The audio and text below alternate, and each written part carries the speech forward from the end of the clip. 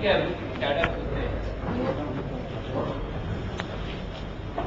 వృత్తి అంటే కేవలం ఉత్పత్తిలో వచ్చే పెరుగుదల మాత్రమే. వృత్తి అంటే ఉత్పత్తిలో పెరుగుదలతో పాటు వ్యవస్థాపూర్వకమైన సాంకేతికపరమైన మార్పులు చూపిస్తుంది. వృత్తి అభివృద్ధిలో ఏది అవసరం? వృత్తి అభివృద్ధి రెండు అవసరం.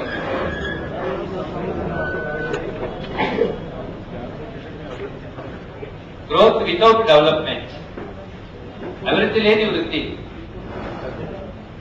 గ్రోత్ వితౌట్ డెవలప్మెంట్, అభివృద్ధి లేని వృత్తి అనే గ్రంథాన్ని రాబర్ట్ క్లోవర్ రచించాడు. రాబర్ట్ క్లోవర్ ఈయన లైబీరియా దేశంలో అభివృద్ధి లేకుండా వృత్తి ఎలా జరుగుతుందో వివరించాడు. లైబీరియా దేశంలో అరటి పండ్లు ఎగుమతి చేయడం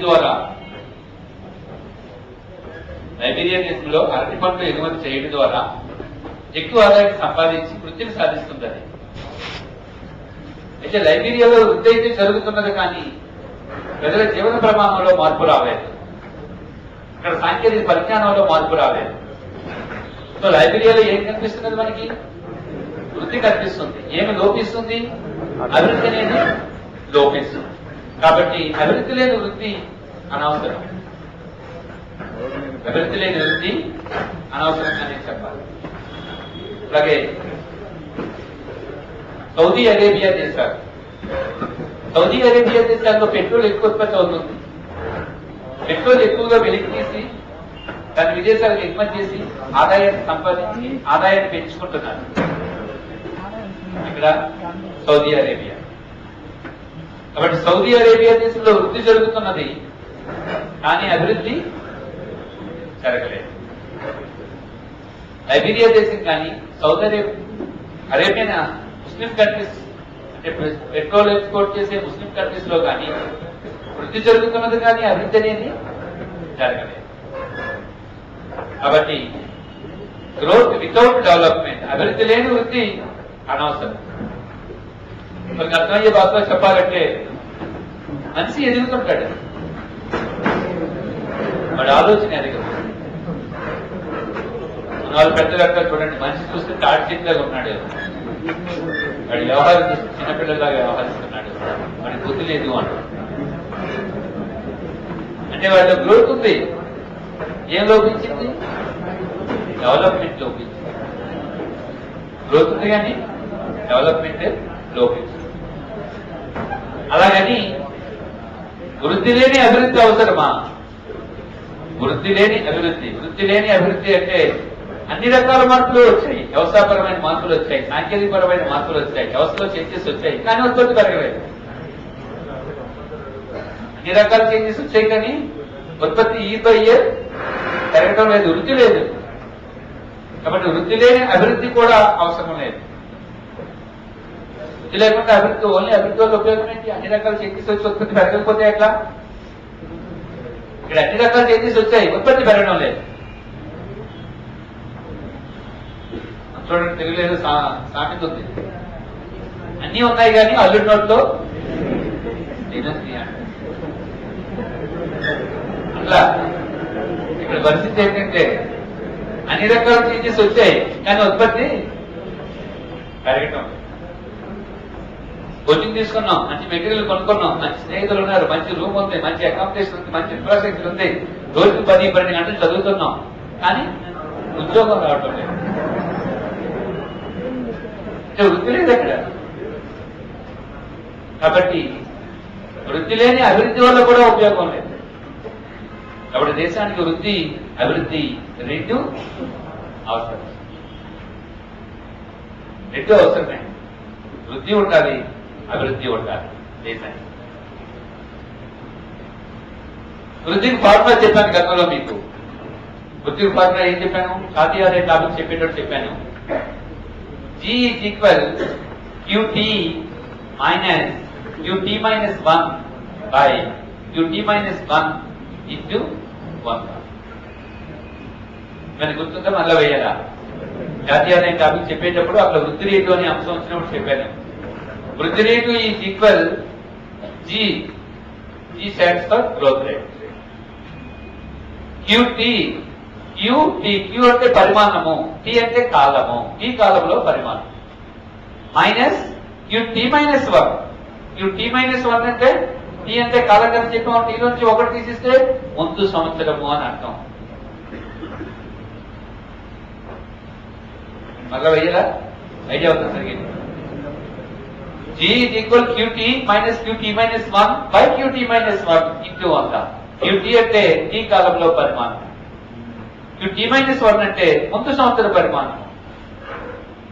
ప్రస్తుత పరిమాణంలో ముందు సంవత్సర పరిమాణం తీసివేసి బై పూర్వ పరిమాణము అంటే ముందు సంవత్సర పరిమాణము ఇంటూ 1. సపోజ్ మీ వెయిట్ ఎలా అవుతుందో గ్రోత్ కనుక్కోవాలనుకున్నాం మనం. ఇన్స్టిట్యూట్ లో జాయిన్ అవ్వకముందు మనం వెయిట్ ఎంత 55 kg. పాత వెయిట్. ప్రస్తుత వెయిట్ ఎంత 60 kg. అంటే QT ఎంత 60 kg. QT-1 ఎంత 55 kg by QT-1 55 kg into 100 is equal 60 minus 55 is equal 5 by 55 5/55 into 100. 5/55 into 100 అంటే ఎంత వస్తుంది? 1/11. సో 100/11 అంతేనా? 100/11 ఈజ్ ఈక్వల్ 11.99. సో సుమారు 9% గ్రోత్ రేటు. ఈ 5 నెలల్లో మన వృద్ధి రేటు ఎంత అంటే మన బరువులో ఎంత ఉంది? 9%. అట్లా మన వృద్ధి రేట్ని కానీ జాతీయ ఆదాయానికి అప్లై చేయొచ్చు. జాతీయ ఆదాయానికి ఎట్లా అప్లై చేస్తాం? ఈ సంవత్సరం జాతీయ ఆదాయం 80 లక్షల కోట్లు. లాస్ట్ ఇయర్ జాతీయ ఆదాయం 75 లక్షల కోట్లు. లాస్ట్ ఇయర్ కి ఇప్పటికి గ్రోత్ రేట్ ఎంత? వాటిలో ఏమని చేస్తారు? 80 లక్షల కోట్లు మైనస్ 75 లక్షల కోట్లు బై 75 లక్షల కోట్లు ఇంటూ 100 ఈజ్ ఈక్వల్ 5 లక్షల కోట్లు బై 75 లక్షల కోట్లు ఇంటూ 100. సో 5/75 అంటే ఎంత వస్తుంది? 5/15 75 ఏంటి? 1/15 వస్తుంది. సో 100/15. 100/15 అంటే ఎంత వస్తుంది? 15 90 6.6 అంటే లాస్ట్ కి ఇప్పటికి జాతీయ ఆదాయంలో వృద్ధి రేట్ ఎంత ఉంది? 6%. ఇట్లా వృద్ధి రేట్ మనం గణించవచ్చు. సో వృద్ధి అంటే ఏంటో చెప్పుకున్నాం, అభివృద్ధి అంటే ఏంటో చెప్పుకున్నాం. Next third concept sustainable development, కొనసాగించదగిన అభివృద్ధి. సస్టైనబుల్ డెవలప్మెంట్, కొనసాగించదగిన అభివృద్ధి. Sustainable development. వృద్ధి అంటే ఉత్పత్తిలో వచ్చే పెరుగుదల, అభివృద్ధి అంటే ఉత్పత్తిలో వచ్చే పెరుగుదలతో పాటు వ్యవస్థాపరమైన సాంకేతికపరమైన మార్పులను చెప్పేది. కొనసాగించదగిన అభివృద్ధి అంటే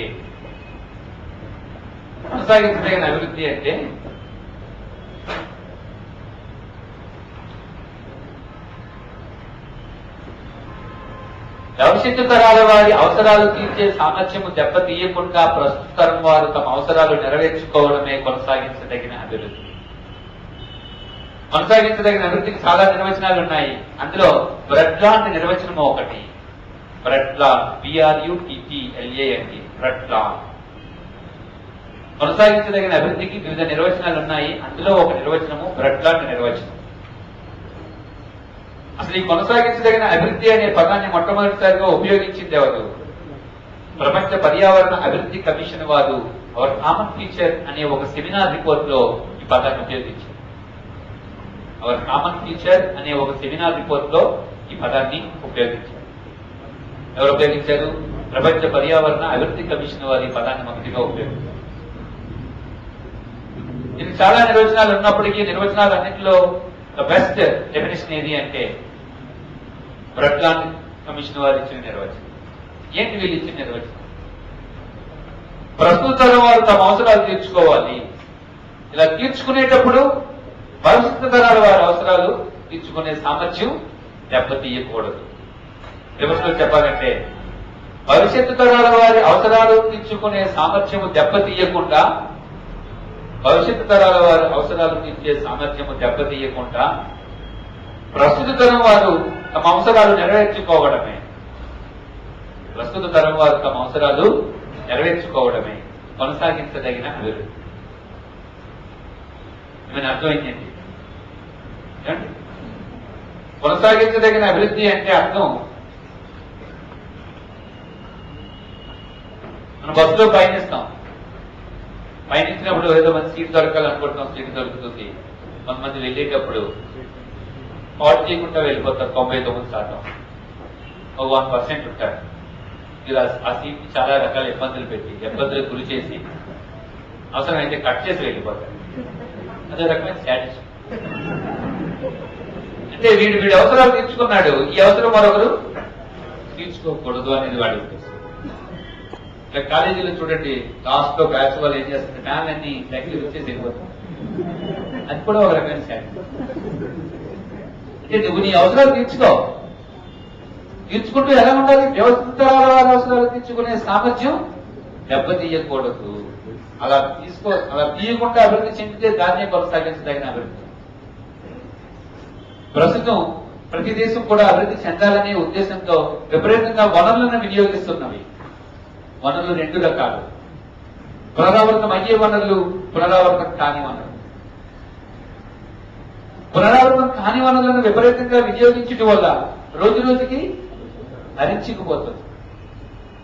పునరావృతం అయ్యే వనరులు కూడా మనం ఎంత ఫాస్ట్ గా వినియోగిస్తున్నామో అంత ఫాస్ట్ గా రీప్రొడ్యూస్ కాలేదు.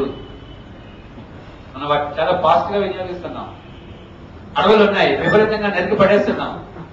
కానీ మనం ఎంత ఫాస్ట్ గా వాటిని నరుకుతున్నామో అంత ఫాస్ట్ గా రీప్రొడ్యూస్ కాలేదు. భూగర్భ జలాలు ఉన్నాయి, విపరీతంగా బయటికి తోడేస్తున్నాం. అంత ఫాస్ట్ గా రీప్రొడ్యూస్ కావటం లేదు.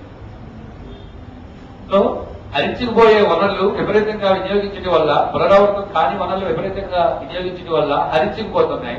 పునరావృతం అయ్యే వనరులు కూడా మనం వినియోగించేంత వేగంతో పునరుత్పత్తి కాలేదు. దీనివల్ల వ్యవస్థలో వనరులు కొత్త కారణం. అంటే మనం అభివృద్ధి చెందాలని విపరీతంగా వనరులు వాడేస్తున్నాం, మనం అభివృద్ధి చెందుతున్నాం. ఓకే, మరి వాట్ అబౌట్ ఫ్యూచర్ జనరేషన్? వ్యవస్థిత తరాల వారి పరిస్థితి ఏంటి? అంటే వారి అవసరాలు తీర్చే సామర్థ్యాన్ని మనం ఏం చేస్తున్నాం? తగ్గించి మనం అభివృద్ధి చెందుతున్నాం. అది కొనసాగించదగిన అభివృద్ధి కాదు. ప్రతి ఒక్కరికి టేక్ మంచం అవసరమే. టేక్ మంచం మీద కాకపోతే నిద్ర రావడం లేదు, రోజుగుడ్డు మంచం లేకపోతే నిద్ర రావడం లేదు, టేక్ డోర్ లేకపోతే ఇంట్లోకి వెళ్ళట్లేదు, పక్కింటికి వెళ్ళట్టు ఉంది. కాబట్టి ప్రతి ఒక్కరికి టేకు రోజుగుడ్లు అవసరమే. కానీ మరి ఆ టేకు రోజుగుడ్లు ఈయన వేస్తున్నాడా? ఆ మొక్కలను నాటుతున్నాడా? లేదు. అంటే వాటిని మనం హరించేస్తున్నాం. అంతే వేగంగా వాటిని మనం ఏం చేయట్లేదు, రీప్రొడ్యూస్ చేయట్లేదు. అలాగే నీళ్లు కూడా విపరీతంగా నీటి జలాలు బయటకు తోడేస్తున్నాం, నీటిని వినియోగిస్తున్నాం. కానీ మరి ఆ నీరు రీప్రొడ్యూస్ అవుతుందో లేదో చూస్తున్నామా? ఇంకుడు కొద్దలు తవ్వుతున్నామా? ఈ నీరు భూమిలో ఇంకేటట్టుగా ఏమైనా ప్రయత్నం చేస్తున్నామా? లేదు. అంటే మనం అభివృద్ధి సాధిస్తున్నాం, కానీ వ్యవస్థిత తరాల వారి అవసరాలు ఏం చేస్తున్నాం? దెబ్బతీస్తున్నాం. అలాంటి అభివృద్ధి కొనసాగించదగిన అభివృద్ధి. అంతేకాకుండా అభివృద్ధి చెందాలనే ఉద్దేశంతో విపరీతంగా వనరులను ఉపయోగించి ఫ్యాక్టరీలు పెట్టి హై టెక్నాలజీని ఉపయోగిస్తూ పారిశ్రామికంగా అభివృద్ధి చెందుతూ రావడం వల్ల ఒక పక్క మనం అభివృద్ధి చెందుతున్నాం, మన అవసరాలు తీరుతున్నాయి, సౌకర్యవంతమైన జీవితాన్ని ఎంజాయ్ చేస్తున్నాం. కానీ ఈ పరిశ్రమల నుంచి వెలువడిన కలుషితాల వల్ల, క్లోరో కార్బన్స్ వల్ల ప్రజల ఆరోగ్యం దెబ్బతింటుంది, పర్యావరణం క్షీణిస్తుంది. ఆ క్షీణించే పర్యావరణానికి ఏం చేస్తున్నాను? క్షీణించే ప్రజల ఆరోగ్యాన్ని రిస్టోర్ చేయడానికి నువ్వేం చేస్తున్నావు? ఏమీ చేయటం. మరొక రకంగా చెప్పాలంటే సహజ వనరులను పరిరక్షిస్తూ, పర్యావరణాన్ని పరిరక్షిస్తూ అభివృద్ధిని సాధించడమే కొనసాగించదగిన అభివృద్ధి. కొనసాగించదగిన అభివృద్ధి అంటే సహజ వనరుల్ని పరిరక్షిస్తూ, పర్యావరణాన్ని పరిరక్షిస్తూ అభివృద్ధిని సాధించడమే కొనసాగించదగిన అభివృద్ధి. ఎవరో మీ స్నేహితుడు బుక్ ఇచ్చాడు, ఆయన చదువుకుని ఉద్యోగంలో సర్వీస్లోకి వచ్చాడు, మంచి స్టాండర్డ్ టెక్స్ట్ బుక్ ఇచ్చాడు, HTO పాలిటీ ఎకానమీ ఎవరు, ఎందుకంటే అదంతా అవుట్డేటెడ్ అయిపోతుంది. HTO పాలిటీ బుక్ ఇచ్చాడు, సక్సెస్ అయ్యాడు, నేను చదువుకోమని. నువ్వేం చేయాలి? కానీ మంచిగా చదువుకొని నువ్వు సక్సెస్ అయ్యి వీలైతే నువ్వు మరో జనరేషన్కి ఇవ్వాలి. కాదు నాతో ఈ బుక్ చాలా బాగుంది, ఈ బుక్ ఎవడో చదవకూడదు, ఉద్యోగం ఎవరికి రాకూడదు అని పిలిచి ఇచ్చేసావు. ఈ అభివృద్ధి ఓకే, వ్యవస్థ తరాల గురించి నువ్వు ఏం చేస్తున్నావు? అది కొనసాగించదగిన అభివృద్ధి కాదు. నువ్వు సక్సెస్ అవ్వు, okay, at the same time నువ్వు సక్సెస్ అయ్యి ఫీల్డ్లోకి వెళ్ళిపోయిన తర్వాత ఆ మెటీరియల్ మరొకటి ఎవరికో పేదవాళ్ళకో మరొకరికో ఇచ్చి చదువుకోమని చెప్పు. అలా జనరేషన్ టు జనరేషన్ ఆ బుక్ వెళ్ళేటట్టు చూసుకోవాలి. ఎంత వీలైతే అంత డ్యూరబిలిటీ ఉన్నంతకాలం వెళ్తుంది. ఓకేనండి. సో కొనసాగించదగిన అభివృద్ధి అంటే సహజ వనరులను సంరక్షిస్తూ పర్యావరణాన్ని సంరక్షిస్తూ అభివృద్ధిని సాధించడమే కొనసాగించదగిన అభివృద్ధి. మీ తాతగారికి 5 ఎకరాల భూమి ఉంది. ఆయన కష్టపడి సేద్యం చేసి కుటుంబాన్ని చక్కగా నిర్వహించుకుంటూ 8 ఎకరాలు చేసి నాన్నగారు చేతిలో పెట్టారు. మీ నాన్నగారు మళ్ళా ఆ భూమిని సేద్యం చేస్తూ కష్టపడి సేద్యం చేస్తూ కుటుంబాన్ని చక్కగా నిర్వహించుకుంటూ మిమ్మల్ని చదివిస్తూ 10 ఎకరాలు చేసి మీ చేతిలో పెట్టారు. ఈ 10 ఎకరాలు నువ్వేం చేయాలి? మా తాత ముత్తాతలకి మా నాన్నగారికి మలేషియా వెళ్ళడం తెలియదు, సింగపూర్ వెళ్ళడం తెలియదు, గోవా వెళ్ళడం తెలియదు, ఎప్పుడు ఫ్లైట్ ఎక్కలేదు, వాళ్ళు ఏసీ థర్డ్ క్లాస్ ఏసీ లేదు, ఫస్ట్ క్లాస్ ఏసీలు ఎప్పుడు పయనించలేదు. వాళ్ళు ఏం జీవితాన్ని ఎంజాయ్ చేశారు? భూమిని పెంచడం తప్ప. ఇవన్నీ నేను ఎంజాయ్ చేస్తానని భావించి సంవత్సరానికి ఎకరాన్ని నమ్ముకొని మలేషియా, సింగపూర్, గోవా తిరిగి కారు కొనుక్కొని హ్యాపీగా ఎంజాయ్ చేస్తే అభివృద్ధే. నీ కుటుంబంలో ఎవరు చేయలేనంత ఎంజాయ్మెంట్ నువ్వు చేస్తావు, నిజమే. మరి నీ జనరేషన్ పరిస్థితి ఏంటి? వాళ్ళు రోడ్డు మీద కూర్చోవాలా? నీ పిల్లల పరిస్థితి ఏంటి? రోడ్డు మీద అడుక్కోవాలా వాళ్ళు? కాబట్టి కొనసాగించదగిన అభివృద్ధి అంటే ఏంటి? నువ్వు ఎంజాయ్ చేయను, నువ్వు అభివృద్ధి సాధించడం కాదు. వ్యవస్థిత వారి అవసరాలు తీర్చుకోకుండా నువ్వు ఎంజాయ్ చేయి. అట్లీస్ట్ ఆ 10 ఎకరాలు నువ్వు అనుభవించు, ప్రతిఫలాన్ని అనుభవించు. నువ్వు బ్రతుకున్నంత కాలం నువ్వు 10 ఎకరాలు పెంచలేకపోయినా ఆ 10 ఎకరాలు నీ పిల్లలకి ఇవ్వు. ఇచ్చావంటే ఇదైతే 2 ఎకరాలు యాడ్ చేసి ఇవ్వు. వీలు కాలేదు, నీకు చేత కాలేదు, అట్లీస్ట్ 10 ఎకరాలను నీ తర్వాత జనరేషన్ ఇవ్వడానికి ప్రయత్నం చేయి. అలా చేసావంటే అది కొనసాగించదగిన అభివృద్ధి. మొత్తాత మీ తాత మీ నాన్నగారు కొనసాగించదగిన అభివృద్ధి కొనసాగించారు, నువ్వు సాధించడం లేదండి. ఓకేనా? సో వృద్ధి కంటే అభివృద్ధి విశాలమైనది. అభివృద్ధి కంటే కొనసాగించదగిన అభివృద్ధి మరింత విశాలమైనది. అభివృద్ధి అంటే అన్ని రకాల మార్పులు రావడమే కాదు, వ్యవస్థరాల వారి అవసరాలు తీర్చుకునే సామర్థ్యం దెబ్బతీయకుండా కాపాడాలి. రోజు రోజుకి సస్టైనబుల్ డెవలప్మెంట్ దెబ్బతింటుంది. మన పూర్వీకులు ఎంజాయ్ చేసిన ఎన్విరాన్మెంట్ మనం ఎంజాయ్ చేయడం లేదు. మన తాత ముత్తాతలు ఎంజాయ్మెంట్ చేసిన ఎన్విరాన్మెంట్ ఇప్పుడు ఈ రోజు మనకు లభించడం లేదు. కలుషితం అయిపోయింది పర్యావరణం. ఈ రోజు మనం ఆస్వాదించే ఈ పర్యావరణాన్ని మనం తర్వాత వారికి అందించలేకపోతున్నాం. పొల్యూషన్ అయిపోతుంది పూర్తిగా. దాన్ని నిరోధించాలి. దాన్ని నిరోధిస్తూ మనం అభివృద్ధి చేయాలి.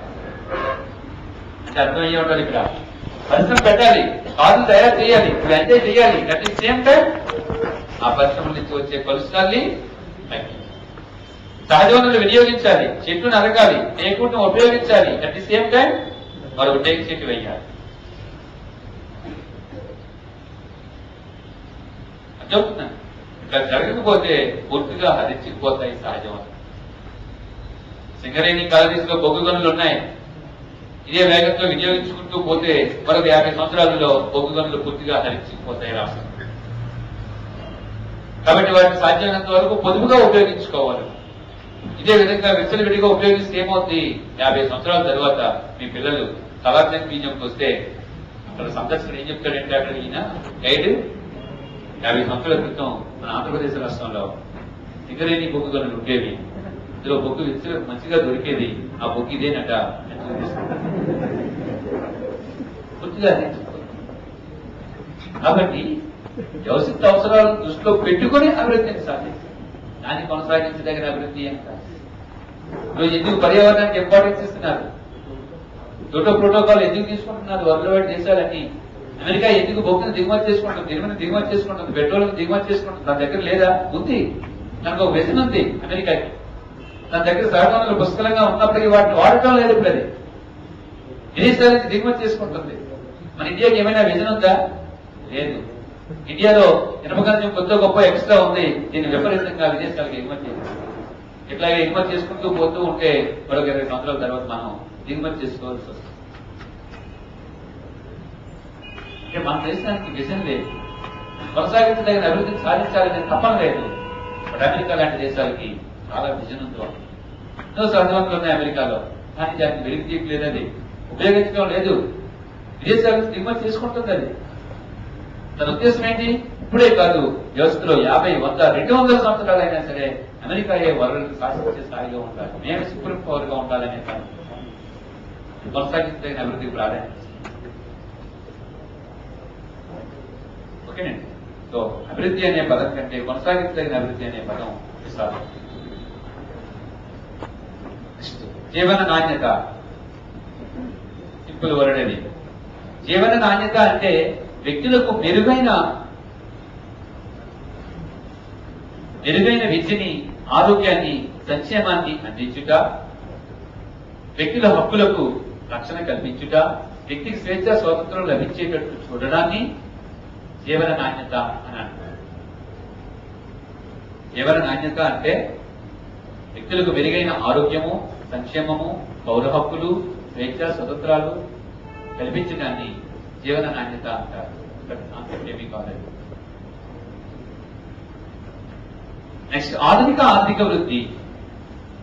ఆధునిక ఆర్థిక వృద్ధి, modern economic growth. Modern economic growth అనే గ్రంథాన్ని రచించింది ఎవరు? Simon Kuznets. Simon Kuznets.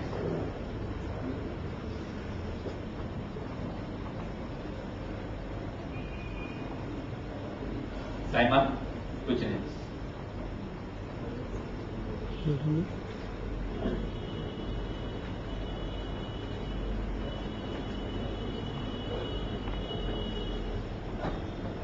Modern economic growth అనే గ్రంథాన్ని రచించింది సైమన్ కుజినెట్స్. ఆధునిక ఆర్థిక వృద్ధి అనేది ఏ దేశాలకు చెందింది?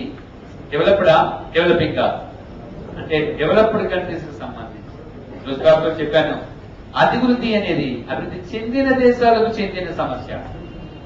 ఆర్థికాభివృద్ధి అనేది అభివృద్ధి చెందుతున్న దేశాల సమస్య. అందుకే ఆధునిక ఆర్థిక వృద్ధి అనే భావన ఏ దేశాలకు సంబంధించిందంటే అభివృద్ధి చెందిన దేశాలకు సంబంధించి. ఆధునిక ఆర్థిక వృద్ధి అనే భావన ప్రవేశపెట్టింది సైమన్ కుజినెట్స్. ఆధునిక ఆర్థిక వృద్ధి అనే గ్రంథాన్ని రచించింది కూడా సైమన్ కుజినెట్సే. ఆధునిక ఆర్థిక వృద్ధి అనేది అభివృద్ధి చెందిన దేశాలకు చెందిన సమస్య. ఆధునిక ఆర్థిక వృద్ధికి 6 లక్షణాలు ఉన్నాయి అంటాడు సైమన్ కుజినెట్స్. ఈ 6 లక్షణాల్లో 2 లక్షణాలు పరిమాణాత్మక అంశాలు, 2 లక్షణాలు వ్యవస్థాపరమైన అంశాలు, 2 లక్షణాలు అంతర్జాతీయ అంశాలు. ఈ 6 లక్షణాల్లో 2 లక్షణాలు క్వాంటిటేటివ్, 2 లక్షణాలు స్ట్రక్చరల్, 2 లక్షణాలు ఇంటర్నేషనల్. జస్ట్ ఈ 6 లక్షణాలు ఏంటి క్యాజువల్ గా గుర్తుపెట్టుకుని చాలు.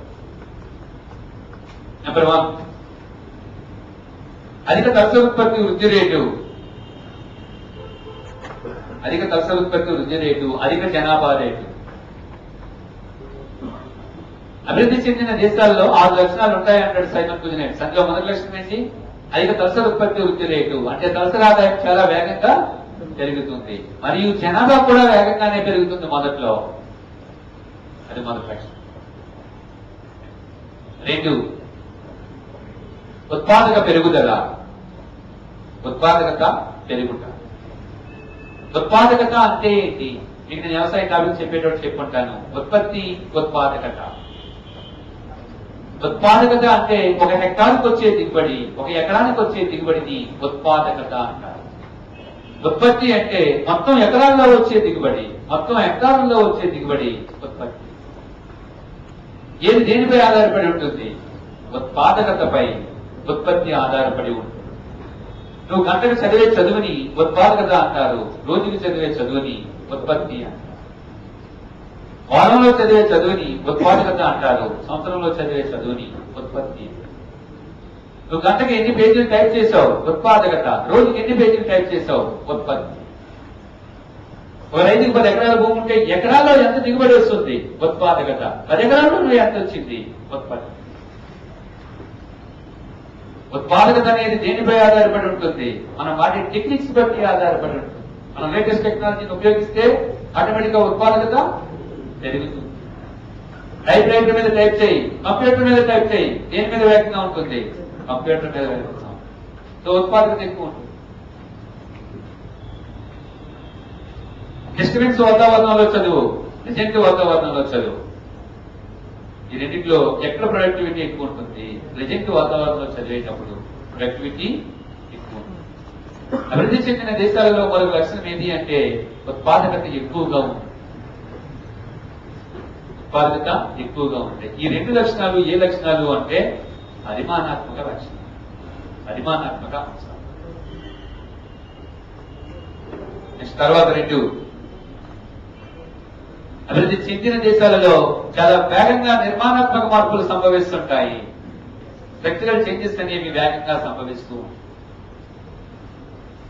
స్ట్రక్చరల్ చేంజెస్ అనేవి వేగంగా సంభవిస్తాయి.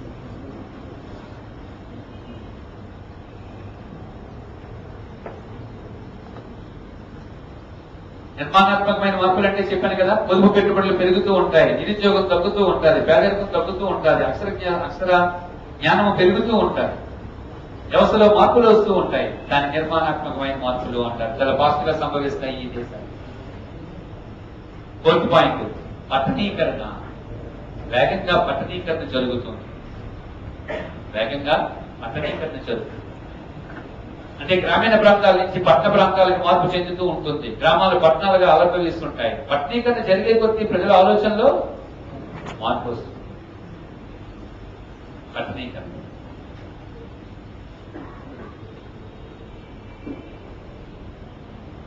ఈ రెండు లక్షణాలు వ్యవస్థాపరమైన లక్షణాలు. చివరి రెండు లక్షణాలు అంతర్జాతీయ లక్షణాలు. అందులో మొదటిది, చివరి రెండు లక్షణాలు అంతర్జాతీయ అంశాలకు సంబంధించింది. అందులో మొదటిది అభివృద్ధి చెందిన దేశాల బాహ్య విస్తరణ. డెవలపింగ్ కంట్రీస్ వైపు ఎక్స్పాండ్ అవుతూ ఉంటాయి. అమెరికా, ఇంగ్లాండ్, జపాన్, కొరియా లాంటి దేశాలు వెనుకబడ్డ దేశాలకు విస్తరించి అక్కడ తమ వ్యాపార కేంద్రాలు ఏర్పాటు చేసి అక్కడ పరిశ్రమలు పెట్టి విస్తరించుకుంటాయి తమ ఆర్థిక సామ్రాజ్యాన్ని. ఇది ఒక లక్షణం. మరొక లక్షణం, వ్యక్తులు, మూలధనము, సాంకేతిక పరిజ్ఞానము తరలిపోవదు. వ్యక్తులు, మూలధనము, వస్తువులు, సాంకేతిక పరిజ్ఞానము తరలిపోవు. అనగా అభివృద్ధి చెందిన దేశాల నుంచి అభివృద్ధి చెందుతున్న దేశాలకి వస్తువులు తరలిపోతాయి, మూలధనం తరలిపోవదు, సాంకేతిక పరిజ్ఞానం తరలిపోవదు, వ్యక్తులు కూడా తరలిపోవు.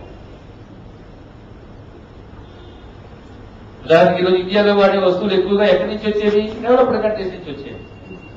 ఇండియాలో విదేశస్తులు వచ్చి చేసిన పెట్టుబడి ఎక్కడి నుంచి వచ్చింది? డెవలప్డ్ కంట్రీస్ నుంచి వచ్చింది. ఇండియాలో కూడా ఎవరైనా శ్రామికులు వస్తే ఎక్కడి నుంచి వస్తారు? డెవలప్డ్ కంట్రీస్ నుంచి ఇక్కడికి వచ్చి పనిచేస్తారు. ఎందుకంటే వారికి అధిక రెమ్యునరేషన్ ఇస్తాం కాబట్టి. మనం ఇండియాలో ఒక సాంకేతిక ఇప్పటికీ, అమెరికాలో ఒక సాంకేతిక ఇప్పటికీ ఖచ్చితంగా మనం వేతనాల్లో తేడా చూపిస్తాం. భారతీయ టెక్నీషియన్ కి ఇచ్చే శాలరీ కంటే అమెరికన్ టెక్నీషియన్ కి ఇచ్చే శాలరీ ఎక్కువగా ఉంది. కాబట్టి వ్యక్తులు, వస్తువులు, మూలధనము అంతర్జాతీయంగా కదలికలను కలిగి ఉంటాయి. ఈ 6 లక్షణాలు ఏ లక్షణాలు? ఆధునిక ఆర్థిక వృద్ధి యొక్క లక్షణాలు. 1, అధిక తలసరి ఉత్పత్తి వృద్ధి రేటు, జనాభా రేటు. 2, ఉత్పాదకత పెరుగుట. 3, నిర్మాణాత్మకమైన మార్పులు వేగంగా వచ్చుట. 4, పట్టణీకరణ. 5 అభివృద్ధి చెందిన దేశాల బాహ్య విస్తరణ. 6, అంతర్జాతీయంగా వ్యక్తులు, వస్తువులు, మూలధనము, కదలికలు. ఈ 6లో మొదటి 2 పరిమాణాత్మక అంశాలు, తర్వాత 2 నిర్మాణాత్మక అంశాలు, చివరి 2 అంతర్జాతీయ. ఓకే, అక్కడికి ఫస్ట్ సబ్ టాపిక్ అయింది. నెక్స్ట్ సెకండ్ సబ్ టాపిక్ వెళ్తున్నాం. అభివృద్ధి కొలమానాలేవి? వృద్ధి అభివృద్ధి యొక్క కొలమానాలేవి? వృద్ధి అభివృద్ధి యొక్క కొలమానాలు.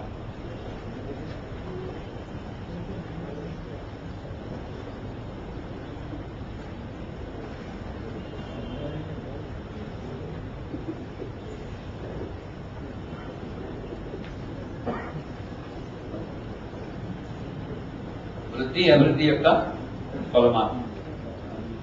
వృద్ధి కొలమానాలు ఆల్రెడీ మనం చెప్పుకుని ఉన్నాం. ఏంటంటే చెప్పాం? వృద్ధి కొలమానాలు జాతీయ ఆదాయం లేదా జిఎన్పి, వాసోజీ.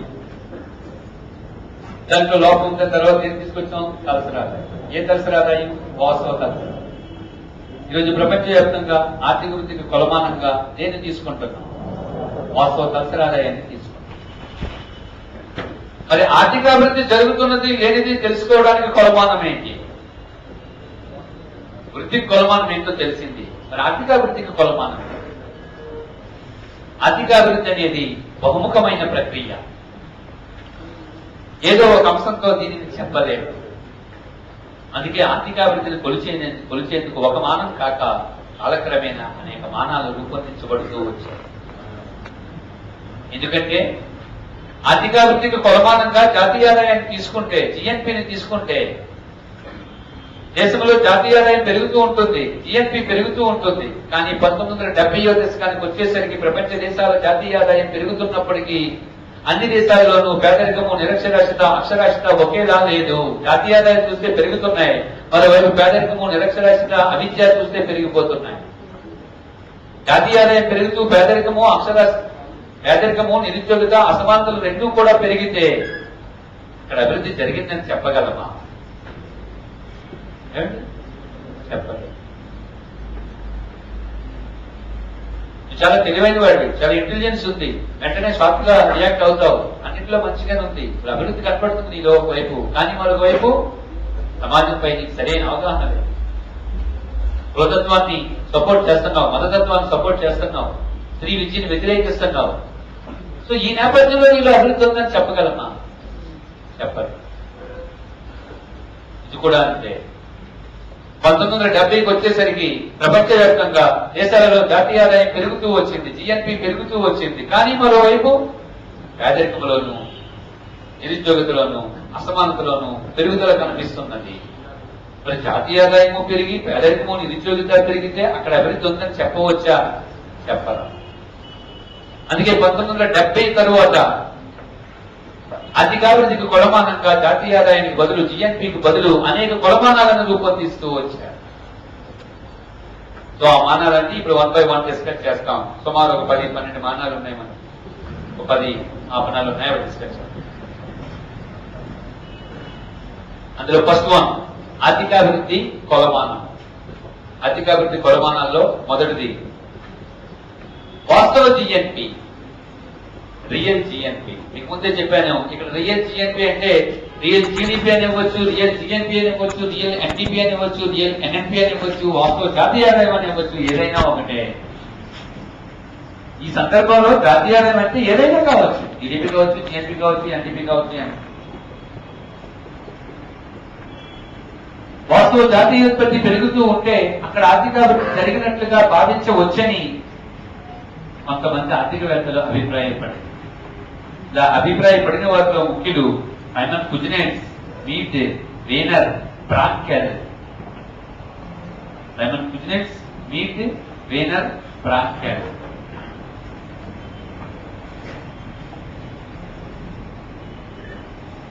ఓకే. వాస్తవ జిఎన్పిలో పెరుగుదల వస్తే అక్కడ ఆర్థికాభివృద్ధి జరిగినట్లుగా భావించవచ్చని కొంతమంది ఆర్థికవేత్తలు ఇలా అభిప్రాయపడిన వారిలో ముఖ్యులెవరు? సైమన్ కుజ్నెట్స్, మీట్, వేనర్, ప్రాంకెల్ వంటి ఆర్థికవేత్తలు. జిఎన్పి గాని పెరిగితే అక్కడ ఆర్థికాభివృద్ధి జరిగినట్లుగా భావించవచ్చని పేర్కొన్నారు. దీని ఉద్దేశం ఏంటి? దీని ఉద్దేశం ఏంటంటే జిఎన్పి ఎప్పుడు పెరుగుతుంది? వ్యవసాయ ఉత్పత్తి పెరగాలి, పారిశ్రామిక ఉత్పత్తి పెరగాలి, సేవల ఉత్పత్తి పెరగాలి. మొత్తం మీద రాష్ట్రీయ ఉత్పత్తితో పోలిస్తే ఈ సంవత్సరం ఉత్పత్తి పెరిగితేనే కదా వాస్తవ జిఎన్పి పెరుగుతుంది. మరి వ్యవసాయ, పారిశ్రామిక, సేవారంగ ఉత్పత్తులు రాష్ట్రీయతో పోలిస్తే ఈ సంవత్సరం పెరిగాయి అంటే అర్థం అక్కడ ఉపాధి అవకాశాలు పెరిగినట్లే కదా, ప్రజల ఆదాయాలు పెరిగినట్లే కదా, ఆదాయ స్మార్లు ఆటోమేటిక్ గా తగ్గుతున్నట్లే కదా. అలా భావించవచ్చు కదా మనం అర్థం చేసుకుంటున్నారా? వాస్తవ జాతీయ ఉత్పత్తి పెరిగితే, వాస్తవ జిఎన్పి పెరిగితే అక్కడ ఆర్థికాభివృద్ధి జరిగినట్లే అంటారు ఈ సైమన్ కుజ్నెట్స్, మీట్, వేనర్, ప్రాంకెల్. వీరి అభిప్రాయంలో వాస్తవ జిఎన్పి పెరుగుతుంది అంటే అర్థం అక్కడ వ్యవసాయ, పారిశ్రామిక, సేవా రంగాల్లో ఉత్పత్తులు పెరుగుతున్నవి అని అర్థము. ఈ 3 రంగాల్లో ఉత్పత్తులు పెరిగితే ఉపాధి అవకాశాలు పెరిగినప్పుడే ఉత్పత్తి పెరుగుతాయి. ఉపాధి అవకాశాలు పెరిగితే ఆదాయం పెరిగినట్లే, ఆదాయాలు పెరిగితే అసమానత తగ్గినట్లే, ప్రజల జీవన ప్రమాణం పెరిగినట్లే. కాబట్టి వాస్తవ జిఎన్పి పెరిగితే దాని ఆర్థికాభివృద్ధి కొలమానంగా తీసుకోవచ్చు అని అభిప్రాయపడ్డారు. అయితే జిఎన్పి తీసుకునేటప్పుడు ఏ జిఎన్పిని తీసుకోవాలి? నామమాత్రం జిఎన్పిని తీసుకోవాలా? తీసుకోరాదు. వాస్తవ జిఎన్పినే తీసుకోవాలి. వాస్తవ జిఎన్పి ఎట్లా వస్తుంది? రెండు రకాలుగా వస్తుందని చెప్పుకున్నాం. ఒకటి, ఆధార సంవత్సర ధరల్లో జిఎన్పిని గణించుట. రెండు, ప్రస్తుత ధరల్లో జిఎన్పిని గణించినప్పటికీ దాన్ని ధరలు సూచించే సర్దుబాటు చేయుట. ఎలా సర్దుబాటు చేయవచ్చు? ఎట్లా సర్దుబాటు చేయవచ్చు అంటే వాస్తవ జిఎన్పి ఈజ్ ఈక్వల్ నామమాత్రల జిఎన్పి బై ధరల సూచి ఇంటూ 1. ధరల సూచి ఎలా వస్తుంది? ధరల సూచి ఎలా వస్తుంది అంటే ప్రస్తుత ధరలు బై పూర్వపు ధరలు ఇంటూ 1. ధరల సూచి ఎలా వస్తుంది? ప్రస్తుత ధర ఎంత? కిలో బియ్యం 40 రూపాయలు. గతంలో ధర ఎంత? కిలో బియ్యం 20 రూపాయలు. 40 బై 20 ఇంటూ 100 ఎంత వచ్చింది? 200 వచ్చింది. ధరల సూచి ఎంత ఉంది? 200 ఉంది. ధరల సూచి 200 ఉంది అంటే అర్థం ఏంటి? ధరలు డబుల్ అయ్యాయి. ప్రస్తుత ధర ఎంత? కిలో బియ్యం 60 రూపాయలు. గతంలో బియ్యం ధర ఎంత? 20 రూపాయలు. ధరల సూచి ఎంత?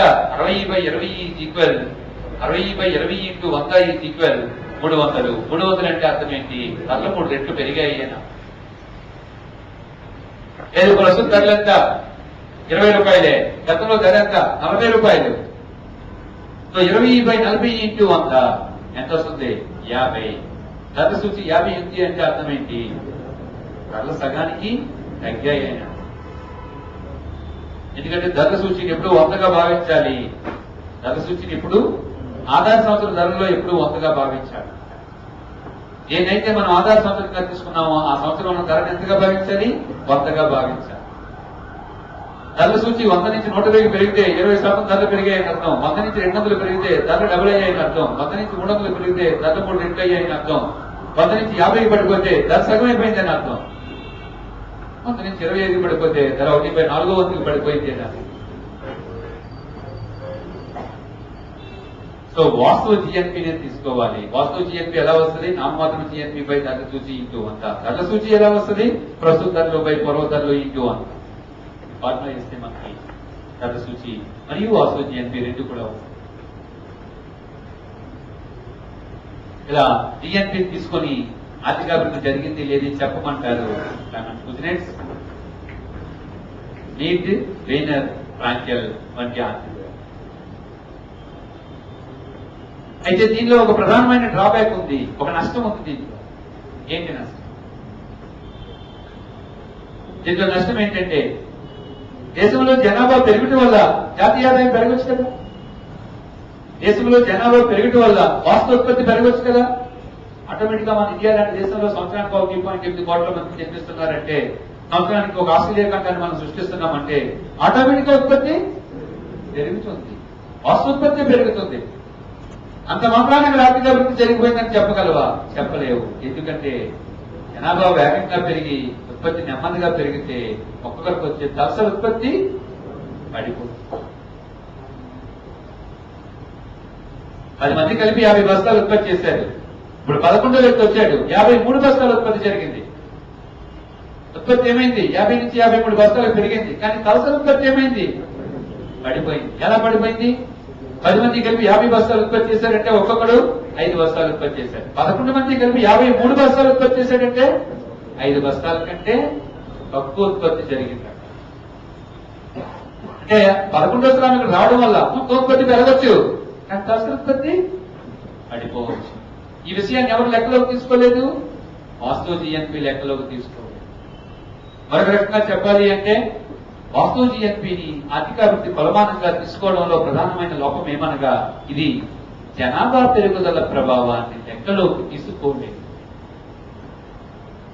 జనాభా పెరుగుదల ప్రభావాన్ని లెక్కలోకి తీసుకోలేదు, పరిగణించలేదు. అదొక డ్రాబ్యాక్. దీంట్లో మరొక డ్రాబ్యాక్ ఏంటంటే దేశంలో ఉత్పత్తి పెరిగితే వాస్తవ జాతీయ ఉత్పత్తి పెరుగుతుంది అని చెప్పేస్తున్నాం, ఆర్థికాభివృద్ధి జరుగుతుంది అని చెప్తున్నాం. కానీ ఆ ఉత్పత్తి సంయోగాన్ని చెప్పుటలేదు, కాంపోజిషన్ ఆఫ్ ప్రొడక్ట్ చెప్పడం లేదు. నువ్వు ఈరోజు చదివావా లేదా? చదివావు. ఎన్ని గంటలు చదివావు? 8 గంటలు చదివావు. ఎన్ని గంటలు చదివావు? 6 గంటలు చదివావు. ఇప్పుడు ఎన్ని గంటలు ఎక్స్ట్రా చదివావు? 2 గంటలు ఎక్స్ట్రా. ఓకే, ఇది చదివా, అది చదివింది ఏంటి? హిస్టరీయా, క్వాలిటీయా, నావల్ చదివా? ఏం చదివా? ఇంపార్టెంట్ కదా. చదివావా లేదా? ఎన్ని గంటలు చదివా కాదు, ఏం చదివా? కాంపోజిషన్ ఏంటి అసలు?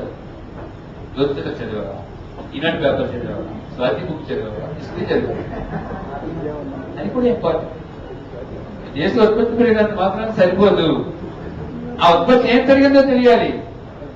విలాస వస్తువుల ఉత్పత్తి పెరిగితే, యుద్ధ వస్తువుల ఉత్పత్తి పెరిగితే, ఆల్కహాల్ ఉత్పత్తి పెరిగితే, సిగరెట్లు పొగాకు ఉత్పత్తులు పెరిగితే, అనారోగ్యానికి ఆరోగ్యాన్ని పాటు చేసి వస్తువుల ఉత్పత్తి పెరిగితే దానివల్ల ఉపయోగం.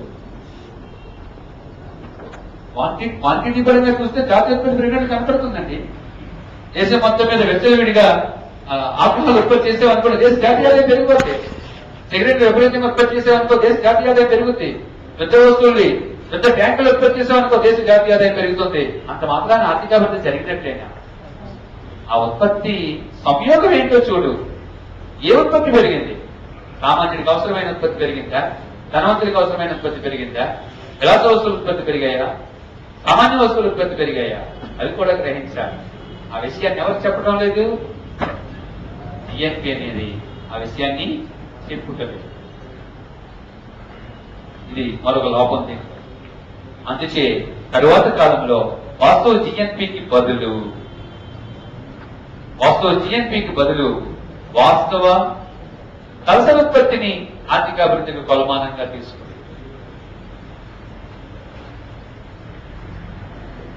వాస్తవ తలసరి ఉత్పత్తిని ఆర్థికాభివృద్ధికి కొలమానంగా తీసుకుంది.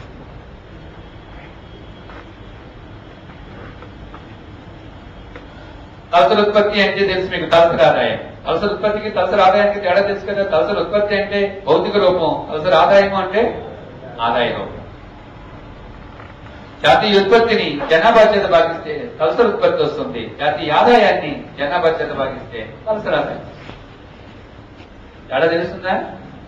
10 మంది శ్రామికులు 50 బస్తాలు ఉత్పత్తి చేశారు. ఒక్కొక్కరికి తలసరి ఉత్పత్తి ఎంత? 5. 10 మంది శ్రామికులు చేసిన ఉత్పత్తిని మార్కెట్ లో అమ్మితే 5,000 వచ్చింది. ఒక్కొక్కరు తలసరి ఆదాయం ఎంత? 5,000/10. అంతేనా? 5,000/10 ఎంత వస్తుంది? 500. మొదటిది భౌతిక రూపం, రెండోది మనీ రూపం. రెండు ఒకటే కాన్సెప్ట్స్. తలసరి ఉత్పత్తి అన్నా తలసరి ఆదాయం. కాబట్టి జాతీయ ఆదాయాన్ని, ఏ జాతీయ ఆదాయాన్ని? వాస్తవ జాతీయ ఆదాయాన్ని జనాభా చేత భాగిస్తే వాస్తవ తలసరి ఆదాయం వస్తుంది. ఇక్కడ కూడా నువ్వు వాస్తవ తలసరి ఆదాయాన్ని పరిగణించాలి కానీ నామమాత్రపు తలసరి ఆదాయాన్ని పరిగణించరాదు. ఎందుకనగా నామమాత్రపు తలసరి ఆదాయంలో ఏది కలిసి ఉంటుంది? ధరలు పెరుగుదల కలిసి ఉంటుంది. నామమాత్రం తలసరి ఆదాయాన్ని లెక్కలో తీసుకోకూడదు, వాస్తవ తలసరి ఆదాయాన్ని లెక్కలోకి తీసుకోకూడదు. వాస్తవ తలసరి ఆదాయాన్ని ప్రాతిపదికగా తీసుకుని ఆర్థికాభివృద్ధి జరుగుతున్నది లేనిది చెప్పవచ్చు అంటారు ఆర్థర్ లూయిస్ లాబెన్స్టీన్ వంటి ఆర్థికవేత్త. ఆర్థర్ లూయిస్ లాబెన్స్టీన్ వంటి ఆర్థికవేత్త.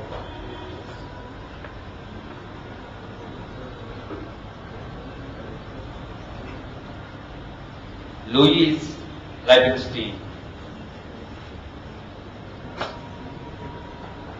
లాబెన్స్టీన్ వంటి ఆర్థికవేత్తలు వాస్తవ జిఎన్పి కంటే వాస్తవ తలసరి ఆదాయాన్ని ప్రాతిపదికగా తీసుకుని ఆర్థికాభివృద్ధిని చెప్పవచ్చు అని పేర్కొన్నారు. ఇది జిఎన్పి కంటే తలసరి ఆదాయం బెటర్ మెజర్మెంటా కాదా? జిఎన్పి కంటే తలసరి ఆదాయం అనేది మెరుగైన సూచియా కాదా? మెరుగైన సూచియే. మెరుగైన సూచి అనే చెప్పచ్చు. సోషల్లో ఒక అభ్యర్థికి 95 మార్కులు వచ్చేయండి, మ్యాథ్స్ లో ఇంకొక అభ్యర్థికి 95 వచ్చేయండి. వీళ్ళిద్దరిలో ఇంజనీర్ ఎవరు తెలివైన వాడని చెప్పొచ్చు? ఇంజనీర్ మ్యాథ్స్ వాడు తెలివైన వాడని చెప్పొచ్చు జనరల్ గా. అఫ్కోర్స్ దాంట్లో కూడా లోపాలు ఉండొచ్చు, దాంట్లో కూడా డిఫెక్ట్స్. బట్ ఇంజనీర్ మనం ఏం మాట్లాడుతున్నాం? సోషల్లో వచ్చిన మార్కుల కంటే మ్యాథ్స్ లో వచ్చే మార్కులు పెట్టి మన ఐక్యూని అంచనా వేయవచ్చు. సోషల్లో వచ్చే మార్కుల కంటే సైన్స్ లో, ఫిజిక్స్ లో, కెమిస్ట్రీలో వచ్చే మార్కులు పెట్టి మన ఐక్యూని అంచనా వేయవచ్చు. సోషల్ సబ్జెక్ట్ సులభంగా ఉంటాయి, ఎవరు చదివినా అర్థమైపోతాయి. ఏమైనా ఇబ్బందిగా ఉందా? ఎకానమీ ఏముండదు. నేను మొదటే చెప్పాను, ఫిజిక్స్, కెమిస్ట్రీ, మ్యాథ్స్, ఇంజనీరింగ్ లాంటి సబ్జెక్టు చదివి వచ్చారు మీరు అందరూ. దాంతో పొలిటికల్ హిస్టరీలు, పాలిటీలు, ఎకానమీలు నథింగ్. మొదటిసారి కొత్తగా ఉంటాయండి, రెండోసారి చదివితే అవగాహన అయిపోతాయి, మూడోసారి చదివితే పూర్తిగా వచ్చేస్తుంది, నాలుగోసారి మీరే క్లాస్ చెప్తారు. చూడండి, ఇండియాలో కానీ మన స్టేట్ లో కానీ కొంతమంది ఫ్యాకల్టీని అబ్జర్వ్ చేయండి. ఇంజనీరింగ్ బ్యాక్గ్రౌండ్ ఉన్న వాళ్ళు, మనకు సబ్జెక్ట్ సైన్స్ బ్యాక్గ్రౌండ్ ఉన్న వాళ్ళు ఆర్ట్స్ సబ్జెక్ట్ చెప్పేస్తారు సునాయాసంగా. చాలా మంది ఉన్నారు మన స్టేట్ అన్నట్టు వాళ్ళు, ఇండియాలో కూడా అన్నట్టు వాళ్ళు చాలా మంది. నువ్వు చదువుకున్న డిగ్రీకి, పీజీకి, నువ్వు చెప్పే హిస్టరీ, పాలిటీ, ఎకానమీకి సంబంధం ఉండాల్సిన అవసరం లేదు. కొంచెం కామన్ సెన్స్ ఉంటే చాలు నీకు. అదే ఆర్ట్స్ అభ్యర్థి ఇంజనీరింగ్ సబ్జెక్ట్ చదవగలరా? ఫిజిక్స్ ఇప్పుడు నేనున్నా, నాకు ఫిజిక్స్ సారీ ఏమి అర్థం, కెమిస్ట్రీ అర్థం, మ్యాథ్స్ జీరో, ఉదాహరణ చెప్తున్నాను. అదే మీరున్నారు, ఎకానమీ ఇంకొక 4-5 సార్లు చదివితే నెక్స్ట్ ఇయర్ మీరే క్లాస్ చెప్పగలరు. ఏముంది ఇందులో? సరే, ఎక్కడికి వచ్చాం మనం? ఇంటి అంటారు. వాస్తవ జాతీయోత్పత్తి కంటే వాస్తవ తలసరాదాయం, వాస్తవ జాతీయోత్పత్తి కంటే వాస్తవ తలసరాదాయం మెరుగైన కొలమానంగా చెప్పవచ్చు. ఎందుకనగా వాస్తవ జాతీయోత్పత్తిలో జనాభా పెరుగుదల అనే ప్రభావం కలిసి ఉంది. తలసరాదాయాన్ని గణించేటప్పుడు జనాభా పెరుగుదల అంశాన్ని బయటికి తీసివేశాం కాబట్టి జాతీయోత్పత్తి పెరుగుదల కంటే తలసరోత్పత్తి పెరుగుదలే ఆర్థికాభివృద్ధికి మెరుగైన మాపనంగా చెప్పవచ్చు. ఓకేనా? అయితే బేసిక్ గా వాస్తవ జాతీయోత్పత్తిలో కానీ వాస్తవ తలసరోత్పత్తిలో కానీ కొన్ని డిఫెక్ట్స్ ఉన్నాయి. ఏంటా డిఫెక్ట్స్? రెండింటిలో కూడా కామన్ గా కొన్ని డిఫెక్ట్స్ ఉన్నాయి. ఏంటా కామన్ డిఫెక్ట్స్? నెంబర్ 1, మెయిన్ తలసరాదాయంలో ఉన్న డిఫెక్ట్ ఏంటంటే, దేశ జాతీయ ఆదాయం పెరుగుతుంటే ఆర్థికాభివృద్ధి జరుగుతుందని చెప్పొచ్చు, కానీ కొన్ని లిమిటేషన్స్ ఉన్నాయని చెప్పాను. జనాభా పెరగడం వల్ల జాతీయ ఆదాయం పెరగచ్చు కదా, కాబట్టి నువ్వు చెప్పలేవు ఎగ్జాక్ట్. అదే తలసరాదాయం పెరుగుతుంటే ఆర్థికాభివృద్ధి జరుగుతుందని చెప్పడంలో మనకి ఏమైనా అభ్యంతరం ఉందా? మీరు ఏమైనా క్రాస్ చేస్తారా ఆ పాయింట్ ని? మీకేమైనా అందులో డిఫెక్ట్ కనపడుతుందా? కానీ కనపడదు. తలసరాదాయం పెరుగుతున్నంత మాత్రాన ఆర్థికాభివృద్ధి జరుగుతుందని చెప్పలేము. ఎందుకు చెప్పలేదు? తలసరాదాయం అనేది ఆదాయ పంపిణీని సూచించదు. తలసరాదాయం అనేది ఆదాయ పంపిణీని సూచించదు. ఆదాయ పంపిణీని సూచించదు.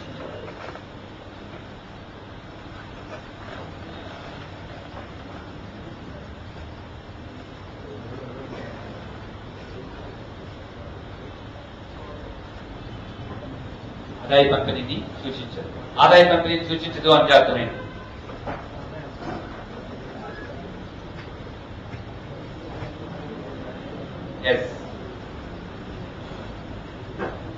గతంలో ఎక్స్ వై అనే 2 వ్యక్తులు తలసరాదాయం, ఎక్స్ వై అనే 2 వ్యక్తులు తీసుకోండి, వారిద్దరి ఆదాయాలు కలపండి, కలిపితే జాతీయ ఆదాయం వస్తుంది. దేశంలో 2 ఉన్నారనుకోండి, మనం సింపుల్ ఇస్తాం. దేశంలో ఉన్న జనాభా ఎంత? 2. వారిద్దరి ఆదాయాన్ని కలిపితే ఎంత వచ్చింది? 20,000 వచ్చింది. భాగించు 2 చేత, తలసరాదాయం ఎంత వచ్చింది? 10,000 వచ్చింది లాస్ట్ ఇయర్. ఈ సంవత్సరం మరలా దేశంలో 5 ఉన్నారు, మరలా వారిద్దరి ఆదాయాలు కలుపు 30,000 వచ్చింది. తలసరాదాయం ఎంత? 15. లాస్ట్ ఇయర్ 10,000, ఇప్పుడు 15. లాస్ట్ ఇయర్ తో పోలిస్తే ఇప్పుడు తలసరాదాయం పెరిగితే ఆర్థికాభివృద్ధి జరిగినట్లే అని చెప్పేసి. కానీ దీనికి కామెంట్ చేస్తున్నాం, తప్పు అంటున్నాం. అని ఎందుకు తప్పు అంటున్నామంటే, లాస్ట్ ఇయర్ 10,000 తలసరాదాయం కదా ఒక్కొక్కరికి, 20,000 కదా ఇద్దరు కలిపి. ఎక్స్ అనే వ్యక్తికి 15,000, వై అనే వ్యక్తికి 5,000 వచ్చింది. 2 కలిపితే 20, 2 చేత భాగిస్తే 10. ఇప్పుడు ఏమైంది? ఎక్స్ అనే వ్యక్తికి లాస్ట్ ఇయర్ ఎంత చెప్పాను? ఎక్స్ అనే వ్యక్తికి 5, 15. ఇప్పుడు ఎక్స్ అనే వ్యక్తికి 28,000, వై అనే వ్యక్తికి 2,000, మొత్తం 30. 2 చేత భాగిస్తే 15. తలసరాదాయం పెరుగుతున్నట్టు కనపడుతుంది, కానీ పెరిగిన ఆదాయం ఎవరికి వెళ్ళింది? ఎక్స్కే వెళ్ళింది, వైకి వెళ్ళలేదు. పైగా వై ఆదాయం తగ్గిపోయింది లాస్ట్ ఇయర్ తో పోలిస్తే. ఇప్పుడు అంటే తలసరి ఆదాయం అనేది దేన్ని సూచించడం లేదు, ఆదాయ పంపిణీని సూచించటం లేదు. ఎందుకంటే తలసరి ఆదాయం అనేది ఒక బిచ్చగాడి ఆదాయాన్ని, ఒక బిలియనర్ ఆదాయాన్ని కలిపితే వచ్చే సగటు ఆదాయం. ముఖ్య సంపాదన తీసుకోండి, 1000 కోట్ల ఆదాయం. నా ఆదాయం తీసుకోండి, 1000 రూపాయల ఆదాయం. ఉదాహరణ, ఈ 1000 కోట్లు 1000 సరే రోడ్డు మీద బెచ్చగాడికి తీసుకోండి, 1000 రూపాయల ఆదాయం సంవత్సరానికి. 1000 కోట్ల ఆదాయాన్ని 1000 రూపాయలు కలపండి, 1000 కోట్ల 1000 సగటు చేయండి, 500 కోట్ల 500 రూపాయలు. ఒక్కొక్కరు తలసరి ఆదాయం ఎంత? 500 కోట్ల 500 రూపాయలు. బెచ్చగాడికి 500 కోట్లు వస్తుందా? చూసేసరికి చనిపోతాడే. 500 కోట్లు ఒక్కసారిగా చూస్తే చనిపోతాడే. అర్థమవుతుందండి. తలసరి ఆదాయం అనేది దేనిని సూచించదు? ఆదాయ పంపిణీని సూచించదు. మెయిన్ డ్రాబ్యాక్ తలసరి ఆదాయం లేదు.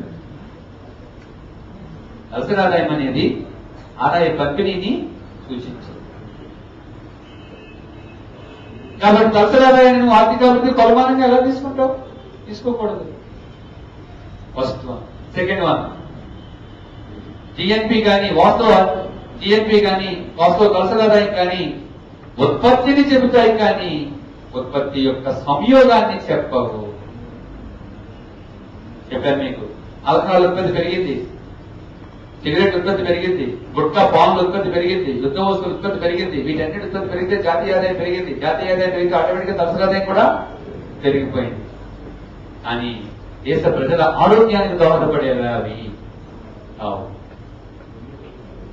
సో జిఎన్పి కానీ తలసరి ఆదాయం కానీ మొత్తం ఉత్పత్తిని చెబుతాయి కానీ ఆ ఉత్పత్తి యొక్క సంయోగాన్ని చెప్పవు.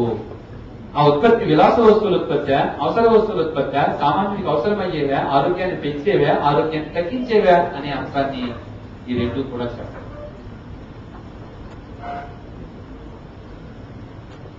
Third defect, fourth second defect, next third defect. వాస్తవ జిఎన్పి కానీ తలసరి ఆదాయం కానీ మొత్తాన్ని చెబుతుంది కానీ ప్రాంతీయ వ్యత్యాసాలను చెప్పదు. ఉదాహరణకి ఇండియా యొక్క జాతీయ ఆదాయం 90,000 కోట్లు, ఇండియా యొక్క తలసరి ఆదాయం 68,000 రూపాయలు అనుకోండి. ఇండియా తలసరి ఆదాయం 68,000 రూపాయలు అంటే అన్ని రాష్ట్రాలకి 68,000 వస్తుందా?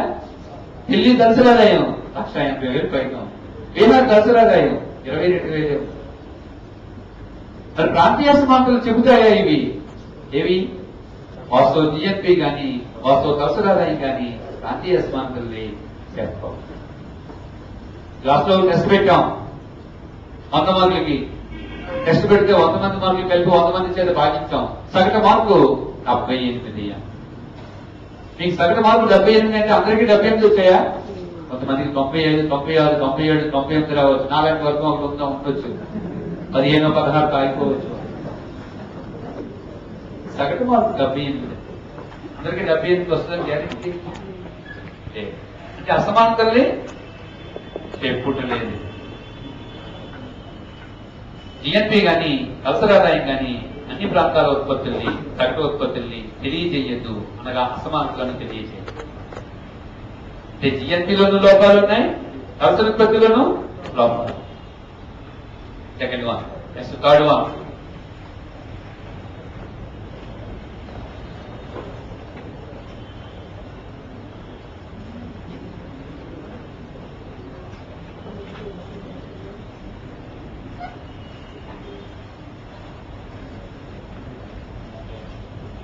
Real GNP.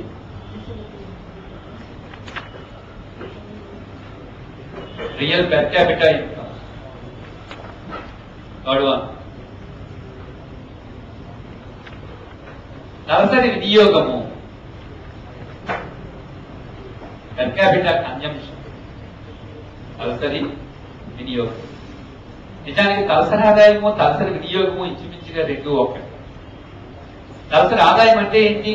ఒక్కొక్కరికి ఎంత ఆదాయం వస్తుంది అని చెప్పేది. తలసరి వినియోగం అంటే ఏంటి? ఒక్కొక్కరు సగటున ఎంత ఖర్చు పెడుతున్నారు అని చెప్పేది తలసరి వినియోగం. కాకపోతే మీ 500 మంది షాపింగ్కి వెళ్ళారు.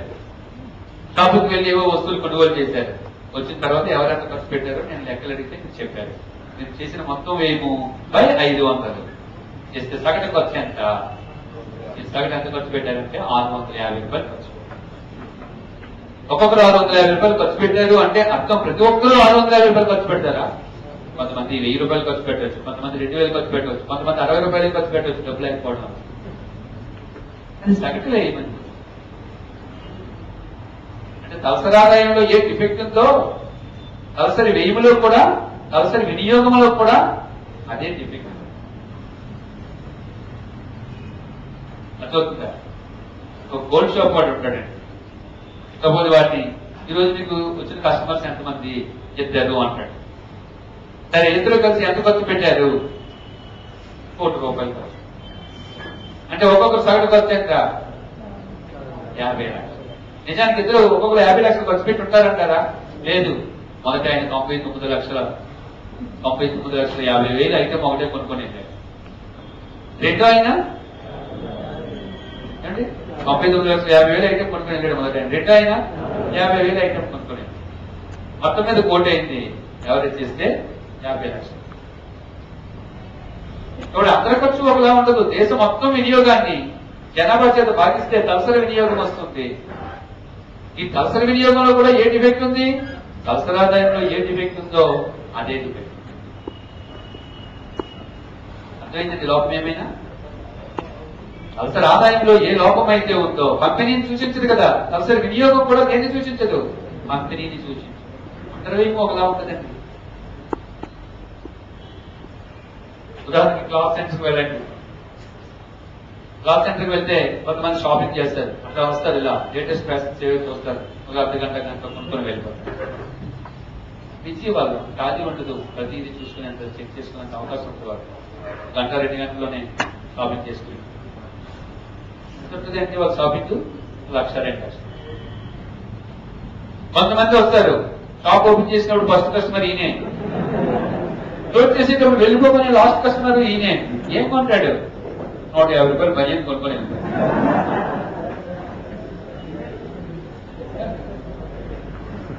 అట్లాగే ముఖేష్ అంబానీని చూడండి, అనిల్ అంబానీని చూడండి. వాళ్ళ ఎక్స్పెండిచర్ ఎట్లా ఉంటుంది? ఒక ఆయన ముచ్చటపడి వాళ్ళ ఆవిడికి ఫ్లైట్ కొనిచ్చాడు. మరొక ఆయన ముచ్చటపడి వాళ్ళ ఆవిడికి ఒక షిప్ కొనిచ్చాడు. షిప్ ఖరీదు ఎంత ఉంటుందో మీకు తెలుసు. 1,00,000 రూపాయలు ఉంటుంది. మనం షిప్ బొమ్మ కూడా కొనివ్వలేకపోతున్నాం. వాళ్ళవేమో మనవేమో ఒకటే అయితే ఎట్లా? కాబట్టి సంవత్సరంలో అందరూ చేసే వ్యయాన్ని జనాభా చేత భాగిస్తే తలసరి వ్యయం వస్తుంది. ఈ తలసరి వ్యయం కూడా ఏం చెప్పదు? కంపెనీని చెప్పదు. అందరూ అదే వ్యయం చేస్తారా? చెయ్యరు. ఇదే తలసరి వినియోగం 30,000 అన్నాడు అనుకోండి, అందరూ 30,000 ఖర్చు పెడుతున్నట్టేనా? కాదు. చాలా మంది 300 కూడా ఖర్చు పెట్టలేదు చూస్తుందిలో. కొద్ది మంది 1,00,000 రూపాయలు ఖర్చు పెడతారు. తలసరి ఆదాయంలో ఏ డిఫెక్ట్ ఉందో తలసరి వినియోగంలో కూడా అదే. 4th point.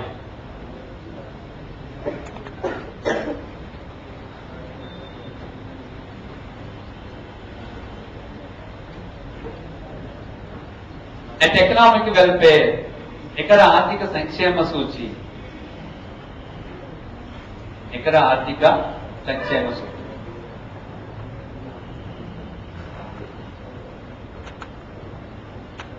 At economic welfare. ఇక్కడ ఆర్థిక సంక్షేమ సూచి.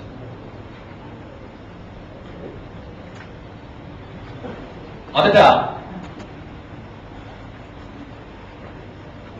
Nardu was James Tobin. Nardu was James Tobin.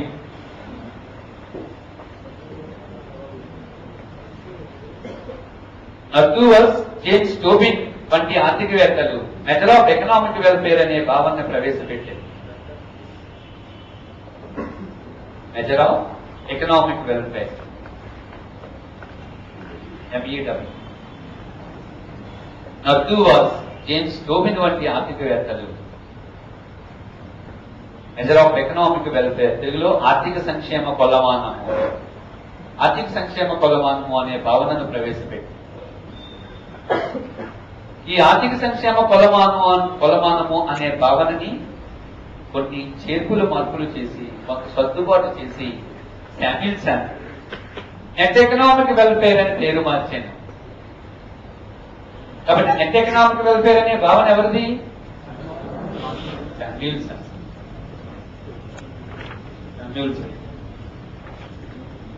చెప్పారు మీకు ఈయన ఎవరు? 1970లో నోబెల్ ప్రైజ్ ఎకనామిక్స్ లో నోబెల్ ప్రైజ్ విన్నర్ అయ్యింది. అర్ధోస్ నోబెల్ రూపొందించిన ఆర్థిక సంక్షేమ కొలమానము అనే భావనను కొంచెం చేర్పులు మార్పులతో శామ్యూల్సన్ నికర ఆర్థిక సంక్షేమ సూచి అనే కొలమానంగా మార్పు చేశారు.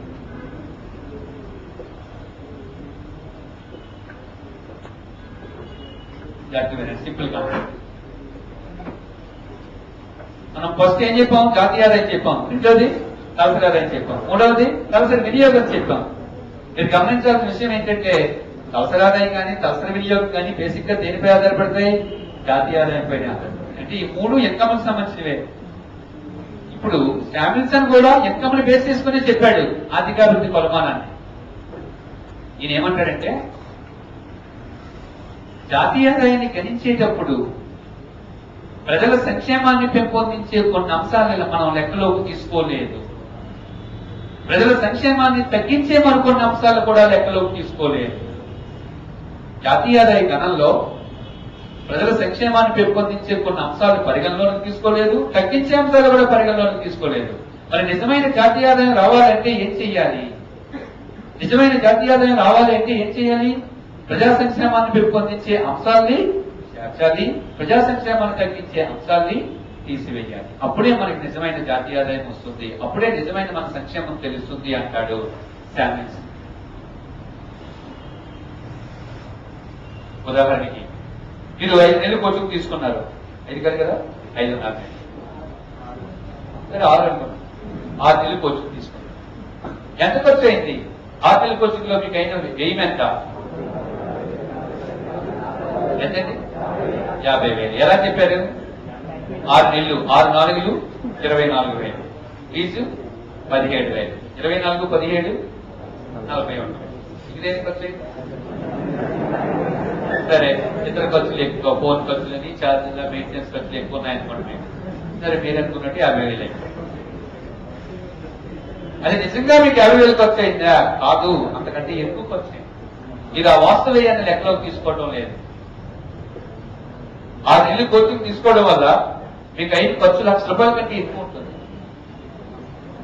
ఎలా అంటే ఈ 6 నెలలు కోచింగ్ తీసుకోకుండా మీరు ఆల్రెడీ ఏదో ఒక కంపెనీలో కానీ ఒక సంస్థలో కానీ పనిచేసి ఉంటే అట్లీస్ట్ పెర్ మంత్ ఎంత మినిమంలో మినిమం 10,000 ఇచ్చిన 6 నెలలకి 60,000. ఏమంటే మీరు డైరెక్ట్ గా చేసిన ఖర్చు మీరు లెక్కేసుకుంటున్నారండి. మీ వాస్తవ్యాన్ని లెక్క పెట్టలేదు. మీరు దాటిని ఖాళీగా తిరుగుతారు. ఏమైనా తిరగరు కదా, ఏదో పని చేస్తారు కదా. కోచింగ్ రాకుండా ఉంటుంటే ఏదైనా కంపెనీలో పనిచేసి ఉంటే కనీసం 10,000 వేసుకున్నా నెలకు 10,000 చొప్పున 6 నెలలకి 60,000. ప్లస్ మీరు డైరెక్ట్ గా చేసిన ఖర్చు 50,000, 1,10,000. అంతేనా?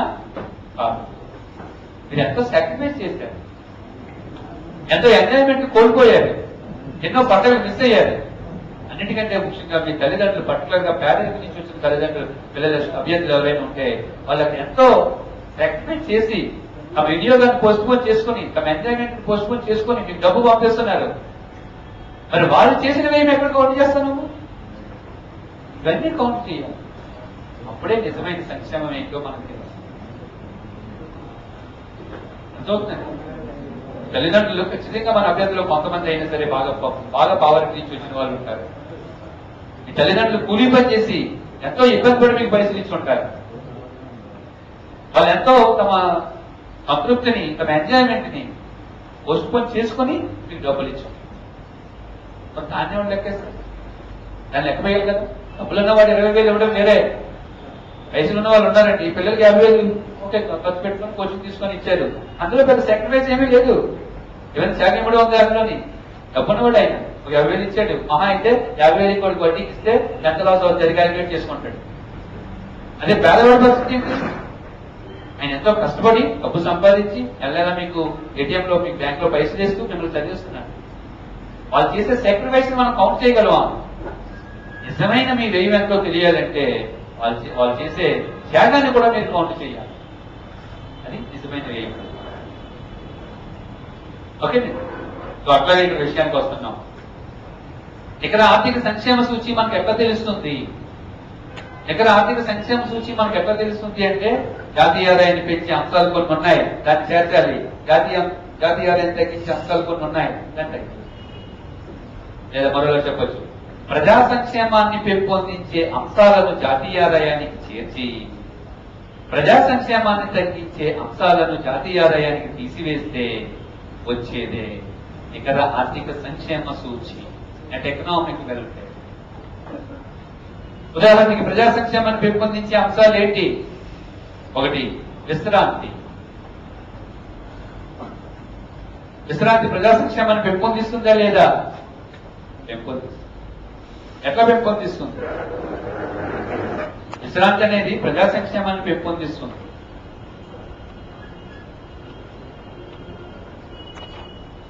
అలాంటి వెనుకబడ్డ దేశాల్లో రోజుకి 8, 9, 10, 11, 12 గంటలు కష్టపడాల్సి వస్తుంటారు. ఓవర్ డ్యూటీ చేస్తారు. ఎందుకు ఓవర్ డ్యూటీ చేస్తారు? వాళ్ళకి వచ్చే వేతనాలు తక్కువ. అధిక జీవన ప్రమాణాన్ని పొందాలంటే ఎక్కువ కష్టపడాలి. 10, 12 గంటలు కష్టపడి డబ్బు సంపాదిస్తే డబ్బు పెరిగితే పెరగచ్చు, కానీ విశ్రాంతిని కోల్పోయారు కదా, ఎంజాయ్మెంట్ కోల్పోయారు కదా, వాళ్ళ లైఫ్ టైం తగ్గిపోతుంది కదా. అర్థమవుతుంది. ఇంగ్లాండ్, అమెరికా లాంటి దేశాలు తీసుకోండి, రోజుకి 5 నుంచి 8 గంటలు పనిచేసి డబ్బు సంపాదిస్తారు. ఇండియా లాంటి దేశాన్ని తీసుకోండి, రోజుకి 8 నుంచి 10 గంటలు పనిచేసి ఇక్కడ డబ్బు సంపాదిస్తారు. అక్కడ 5 నుంచి 8 గంటలు పనిచేస్తున్నారు, 8 నుంచి 10 గంటలు పనిచేస్తున్నారు. కాబట్టి ఆటోమేటిక్ గా ఇంగ్లాండ్ జాతీయ ఆదాయం కంటే ఇండియా జాతీయ ఆదాయం ఎక్కువ ఉండొచ్చు. అంత మాత్రాన ఇంగ్లాండ్ ప్రజల సంక్షేమం కంటే ఇండియా ప్రజల సంక్షేమం ఎక్కువ ఉందని చెప్పవచ్చా? చెప్పకూడదు. ఎందుకు చెప్పకూడదు? వారు తక్కువ పనిచేసి ఎక్కువ విశ్రాంతిని పొంది డబ్బు సంపాదిస్తున్నారు. వీళ్ళు ఎక్కువ పనిచేసి తక్కువ విశ్రాంతిని పొంది డబ్బు సంపాదిస్తున్నారు. వీళ్ళు డబ్బు సంపాదిస్తున్నారు కానీ కొంత సాక్రిఫైస్ ఉంది వీళ్ళ సంపాదనలో. వాళ్ళ సంపాదనలో అంత సాక్రిఫైస్ ఉంది. ఇప్పుడు డబ్బు ఒకటే మన సంక్షేమాన్ని సూచించదు. వన్ మోర్ ఎగ్జాంపుల్, ఏదో సింగపూర్ లోనో, ఏదో గోవాలోనో, లేదా అరకు వ్యాలీలోనో, కాశ్మీర్ లోయలోనో నువ్వు గైడ్ గా పనిచేస్తున్నావు, శాలరీ 20,000. గనుల్లో, సింగరేణి కాలేజెస్ గనుల్లో పనిచేస్తున్నావు, ఈ శాలరీ 30,000. ఏది బెటర్? గనుల్లో పనిచేస్తున్నావు అండి, ఉదయం వెళ్తే సాయంత్రం వరకు చీకటి తప్ప ఏం కనపడదు. అక్కడ 30,000 శాలరీ, 10,000 ఎక్కువే వస్తుంది. అక్కడ కూలీ వ్యాలీ అందాలని వచ్చిన వారు అందాలు ఎంజాయ్ చేస్తున్నాం 20,000 శాలరీ. చాలా ఆహ్లాదంగా జీవితాన్ని ఎంజాయ్ చేస్తున్నాం. అక్కడ నిరంతరం ప్రతిరోజు కూడా జీవితాన్ని ఎంజాయ్ చేస్తాం, ప్రకృతిని ఆస్వాదిస్తున్నాం. ఈ శాలరీ తక్కువైనా ఈ సంక్షేమం ఎక్కువ. అక్కడ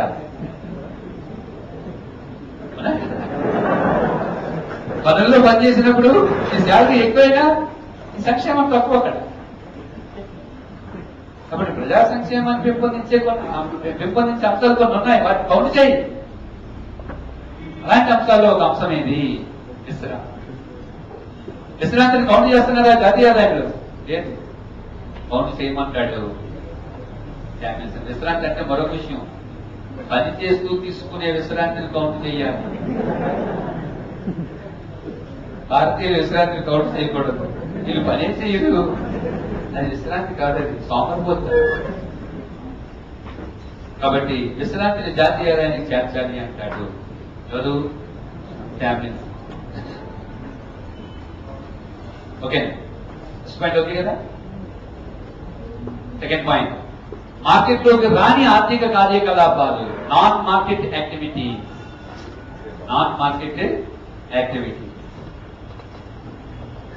మార్కెట్ లోకి రాని ఆర్థిక కార్యకలాపాలు అంటే కొన్ని రకాల యాక్టివిటీస్ మార్కెట్ లోకి రావు, అయినా మన సంక్షేమాన్ని పెంచుతాయి. దాన్ని కలపమంటాడు ఫ్యామిలీ. ఉదాహరణకి సర్వీసెస్ ఆఫ్ హౌస్ వైఫ్స్. గృహిణి అందించే సేవలు ఈ జాతీయ ఆదాయంలో కౌంట్ కావు. కానీ మన సంక్షేమాన్ని పెంచుతారు. ఏమంటారు? ఖచ్చితంగా సంక్షేమం. అమెరికా లాంటి దేశాల్లో భార్యాభర్త ఇద్దరు ఉద్యోగస్తులుగా ఉంటారు. మంచిగా డెవలప్మెంట్ లో ఉంది కాబట్టి స్త్రీ పురుషులు మంచిగా ఉద్యోగాల్లో ఉన్నారు. ఒక ఆయన చికాగోలో ఉద్యోగస్తులు, వాళ్ళ ఆవిడ విస్కాన్సిన్ లో ఉద్యోగస్తులు. 80 కిలోమీటర్లు రెండింటికి దూరం. ఇప్పుడు సాయంత్రం కలుస్తారు, లేదా వారం రోజులు ఒకసారి కలుస్తుంటారు. మాట్లాడుకోవడానికి కూడా కరువే, ఫోన్ తప్ప డైరెక్ట్ గా మాట్లాడుకోలేదు. వాళ్ళకి ఎంత శాలరీ వచ్చినా అంత సంక్షేమం లేకపోవచ్చు. భారత్ లాంటి దేశాల్లో ఎక్కువ మంది స్త్రీలు హౌస్ వైఫ్ గా ఉంటారు. భర్త ఆఫీస్ నుంచి వచ్చేసరికి ఉదయం నుంచి సాయంత్రం వరకు కష్టపడి ఇంటికి వచ్చేసరికి వెంటనే భార్య ఎదురుగా వెళ్లి చల్లటి మంచినీళ్ళు ఇచ్చి మేనేసి మరొక చేతిలో వేడివేడి పెట్టి ఆ పైన చెమట తొడవచ్చు, మొహం మీద చెమట నమస్కారంగా తొడవచ్చు, ఆయన శ్రమంతా పోవచ్చు. దాన్ని దాని డబ్బుల్లో కొలవలేదు. కొలగలం మనం అంటే ఇండియా లాంటి దేశాలలో స్త్రీలు హౌస్ వైఫ్స్ అందించే సర్వీసెస్ కి డబ్బులు లేకపోవచ్చు, జీతం లేకపోవచ్చు వాళ్ళకి, కానీ వాళ్ళు అందించే సర్వీసెస్ వల్ల సంక్షేమం పెరుగు. వాళ్ళు అందించే సర్వీసెస్ వల్ల సంక్షేమం పెరుగుతుంది. బియ్యాన్ని వెళ్ళేటప్పుడు భర్తకి ఏం పనులు ఉంటాయండి, మొత్తం అంతా ఆవిడే తయారు చేసి పంపిస్తుంది. రిటైర్ అయ్యేటప్పుడు కొంచెం హ్యాపీగా ఉంటుంది ఆయన. రిటైర్ అయ్యేటప్పుడు చూడండి, నేను ఈ రోజు మీ సొంతగా హ్యాపీగా సర్వీస్ చేశానంటే కారణం ఆ భార్య అని చెప్పారు.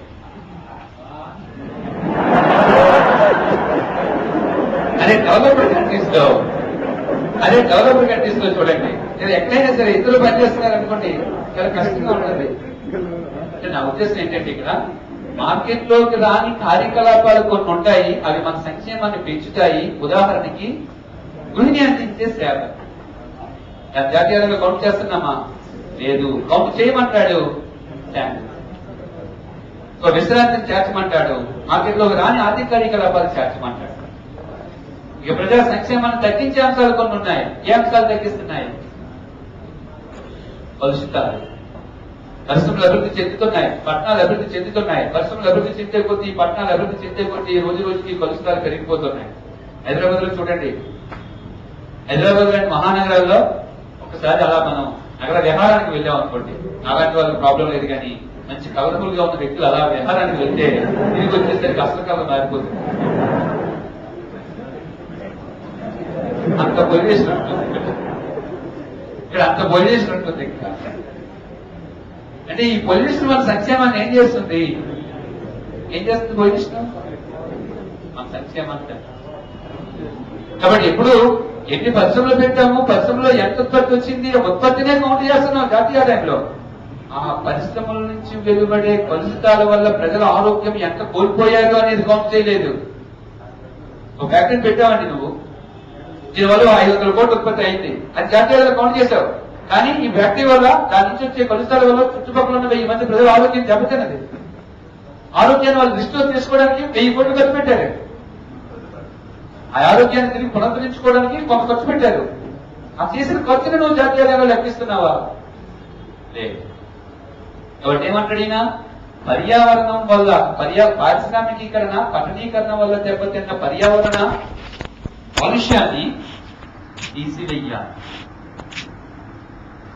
ఓకేనా? ప్రజా సంక్షేమాన్ని పెంపొందించే అంశాలు విశ్రాంతి, మార్కెట్లోకి రాని ఆర్థిక కార్యకలాపాలు, ఈ రెండింటిని ఏం చేయాలి? కలపాలి. ప్రజా సంక్షేమాన్ని తగ్గించే అంశం కాస్ట్ ఆఫ్ పొల్యూషన్, పర్యావరణ కలుషితాన్ని ఏం చేయాలి? తీసేయాలి. So NEW is equal real GNP plus విశ్రాంతి ప్లస్ మార్కెట్లోకి రాని కార్యకలాపాలు మైనస్ పర్యావరణ కాలుష్యం. పర్యావరణ కాలుష్యం. సో మనం పైన చెప్పుకున్న జాతీయ ఆదాయము, తలసరి ఆదాయము, తలసరి వినియోగము అనే భావనల కంటే ఈ నికర ఆర్థిక సంక్షేమ సూచి అనే భావన కొంచెం బెటర్ అంటారా కాదా? కొంచెం బెటర్ గానే అనిపిస్తుంది. అయితే అనిపించినప్పటికీ బేసిక్ గా దీనిలో కూడా పై మూడింటిలో ఉన్న లోపాలు ఉన్నవి. ఏంటి లోపాలు? బేసిక్ గా దీనికి పునాది ఏది? ఏవో కొన్ని పైన యాడింగ్లు రిడక్షన్స్ చేశాం కానీ ఇది బేసిక్ ఏది? జాతీయ ఆదాయం. మరి జాతీయ ఆదాయంలో ఏ డిఫెక్ట్స్ అయితే ఉన్నాయో ఆ డిఫెక్ట్స్ దీంట్లో కూడా. ఓకే, అందుకే తరువాత కాలంలో మరికొన్ని కొలమానాలు ఆవిర్భవించి రేపటి క్లాస్ మనం 7 గంటలు పెట్టుకొని చూద్దాం.